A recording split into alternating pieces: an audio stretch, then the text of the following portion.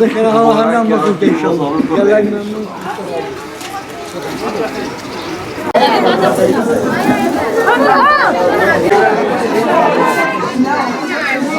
Halo, kita mana?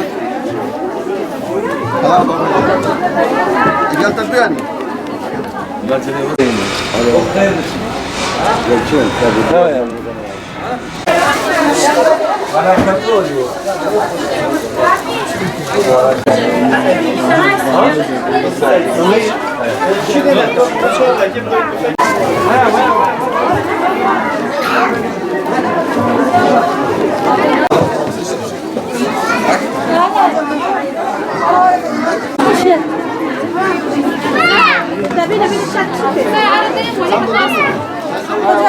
Kahilu.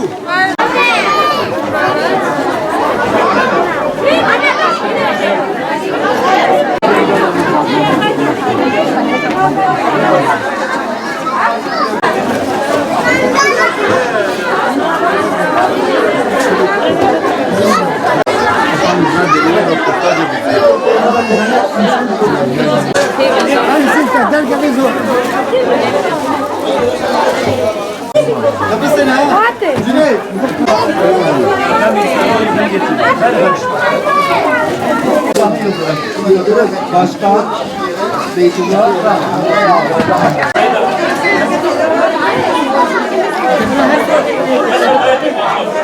Hadi bezim oldu.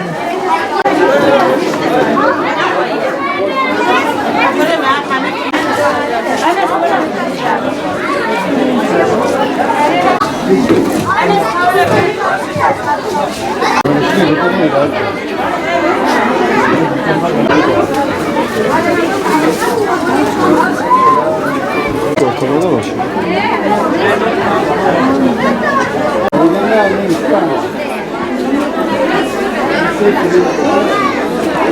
Final mi? Final su şekeri.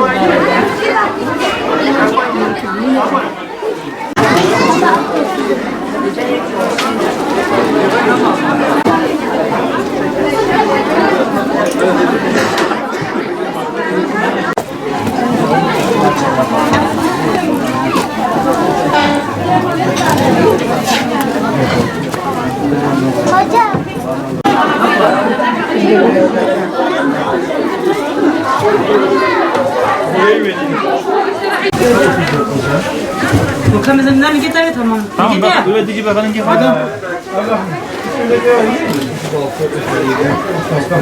Bismillahirrahmanirrahim. Elhamdülillah ve salatu ve selamu ala Resulullah amma ba'd. Bugün itibariyle biz Cizre'mizden 800'e yakın yetimimizi biz giydirdik. İnşallah yarın da bu programımız devam edecek. Yani buradaki şeyimiz inşallah 1200'e kadar da ulaşmayı umuyoruz. Geçen yıl 1100-1200 idi. Bu yılda inşallah o rakamlara ulaşacaktır diye umut ediyoruz. Bu Cizre genelinde yapmış olduğumuz 10. yıldır. Bu yetim giydirme projemiz Türkiye Diyanet Vakfı üzerinden bu yapılmaktadır.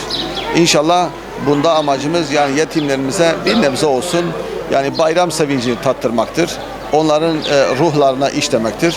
Biz din gönüller olarak imamlarımızla bu faaliyeti biz inşallah bunu yapıyoruz.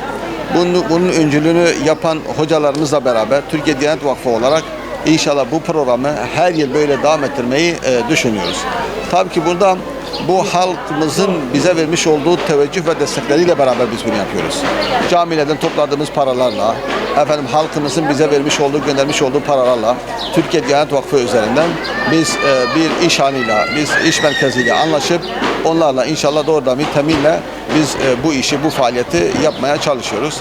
Rabbim bize destekçi olan iş adamlarımızdan, hayırseverlerimizden, cami cemaatimizden ve bu işin öncülüğünü yapan hocalarımızdan ve Türkiye Diyanet Vakfı'ndan inşallah razı olsun inşallah.